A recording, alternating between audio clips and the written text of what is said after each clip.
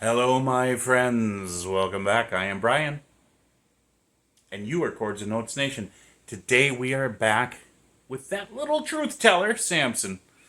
He has a song called Immigration. We know what this is going to be about.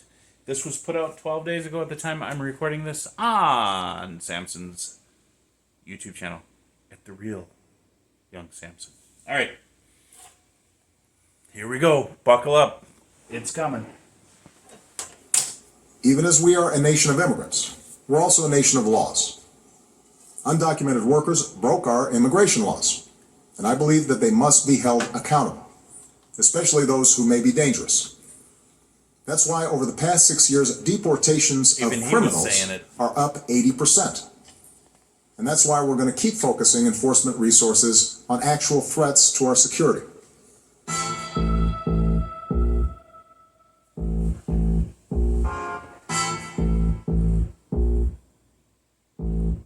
Here it comes. If you're illegal, we don't fucking want you here. I don't care if you're brown or if you got blonde hair. I don't care what color you are, it's all the same. If you're as white as Elon or dark as Toby Lane, you do it legal. And if you don't, get the fuck out. Rules keep our lives civilized, otherwise we bug out. If we don't vet citizens at the entrances, and it's a recipe for disaster. We can't just let anyone in, that's crazy. They ain't just grabbing random people. They ain't just driving around and packing vans with Latinos. This ain't a haphazard attack on the Latin scene. It's cracking down on those who came through a passage that was illegal. I don't see the issue, and most Mexicans don't either. It's always the younger crowd that's acting so eager. So fuck the kids, ask the parents what they see. If they're immigrants, I almost guarantee they disagree. See, there's no one more proud in this country than those who came to it and did it the legal way and made dough and attained the shit. Then they turn around and see this protest nonsense. All these posters for folks who didn't go through the process. My father-in-law came to this country with nothing, no money to his name, turned nothing to something. And when he sees these videos of all the sudden destruction, he looks me in the eyes and tells me that he's fucking disgusted. You'll never see him in that crowd. It's just a bunch of kids holding up fuck ice signs, but they don't know what they did. They don't even know who the hell was detained, and if you ask them, I bet they couldn't even tell you their names. It's fucking insane. There's no sense to be had, no thought whatsoever, no direction or path. If you're protesting being sent back to your country, then why the fuck would you be holding up the Mexican flag? Explain it to me, cause really it doesn't make any sense to me. Who's the enemy? Your movement perplexes me. That's like breaking out of prison and going straight to the street and holding up a picket sign for the penitentiary. You know, I always been a firm believer in statistics. I always thought the numbers that you see are realistic, but I don't know. After the riots in LA, I think the unemployment rate is way higher than they say. Look at you fucks. Good heavens, Pete's sake. Y'all been out in these streets now for several weeks, man. Y'all just doing it to do it. You don't even care that much. You ain't doing it for the cause. You just there to tear shit up. And what the fuck's with all the white people up in the mix? My people always gotta have something to fix. Did you ever think for one split second they don't want you there and you're just getting in the way of what they're trying to accomplish here? Don't worry, you don't have to face it alone. If there's a racial issue, we'll make it our own. You think screaming at the cops at the top of your lungs is gonna make them have a change of heart and drop all their guns? Like a scrawny little long-haired bony fucking white dude is gonna say some profound shit to an ICE agent, and it's gonna make him change his mind about his occupation. Like, you know what? You're right, this is racist. I'll get you a job. I'll get you a job. I can get you a job. I can get you a good paying job. I can get you a good paying job. Put the gun down. I'll get you a job. You're fucking hired. Please, man. Look, I ain't heartless. I know that there's a lot of anger and pain this causes. There's a lot of people that did no harm at all, but you gotta understand, dog, the law is the law, and breaking it with good intentions doesn't make it right. You ain't exempt from the consequences. You gotta pay the price. You should have thought twice before you did what you shouldn't, but I'm willing to bet that you knew the risk and you took it, and that's the problem. Why you came here in the first place. The fear of getting caught wasn't as worse as your birthplace. Just food for thought. Instead of trying to elude the law, maybe you should all be trying to solve the root cause.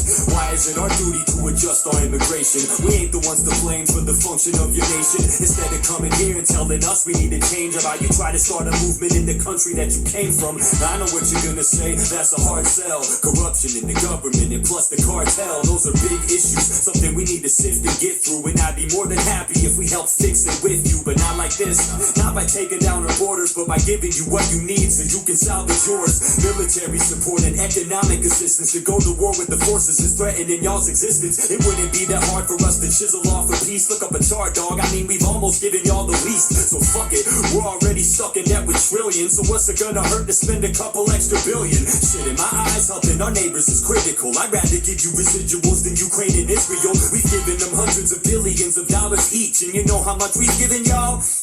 3. I ain't saying that you need it or to beg us for it. I'm just saying that we spend a lot and we could lend support. I'm all for helping out the country to the south of us, but politicians never put their money where their mouth is. They always say they care, but they never give a fuck. They just put a band-aid on the cut, but never stitch it up. Even if you make it here, it doesn't change the fact that the rest of your nation remains in chains and traps. The Mexicans I talk to love their country deeply, even though growing up in that bitch wasn't easy. They're grateful for the opportunity that we provide, but they remember where they came from and they love to see it thrive. So while you're protesting, put that on your piece of paper. You want the US to help you make your country safer, but until then, if you're illegal, you can leave here. You don't want them there, and we don't want them here either.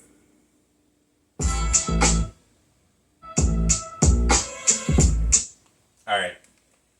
So, a hot topic here in the United States, right? It really is. But we're hopefully now in that era where those of us who speak against certain things are not going to be shadow banned, are not going to be silently silenced. I don't object to what he's saying at all. Maybe not as harsh, but I think he's missing a couple of things here. First of all, yes, the illegal immigration, the majority of it, the spotlight was coming through the southern border. But let's not say it was all Mexicans, because it wasn't. There were people from all over the world that were flooding in. And there were people that, the worst of the worst, were coming in. There's bigger things at play here than just people moving across the border. There is a political power play that was going on, trying to change it's called a color revolution, trying to change the demographics of a nation, give these people some sort of voting power when they don't constitutionally have that, in order to keep a certain politicians in place to continue their agenda. That's what was going on. Yes, there were some good people that were coming through, taking advantage of that as well. But this has happened in Europe. The European Union. They're losing their identity. And that's what happens when you flood people from other countries into a country and force the people of that country to, you start to shame them for who they are. And pick out certain things in their history and say, oh, you're terrible for this, when they had nothing to do with it. Generations ago did it, but not today. This was all a well-crafted and well-funded invasion in order to shift the political demographics, in order to erode the traditional foundation, and in order to create a larger nanny state which would have become authoritarian. And now, like he was saying, all these people that are out there that are fighting against it, and they really don't know what's going on. A lot of them are being paid to do this. Paid protesters. Check it out. Look it up. You don't believe me? Do your own research.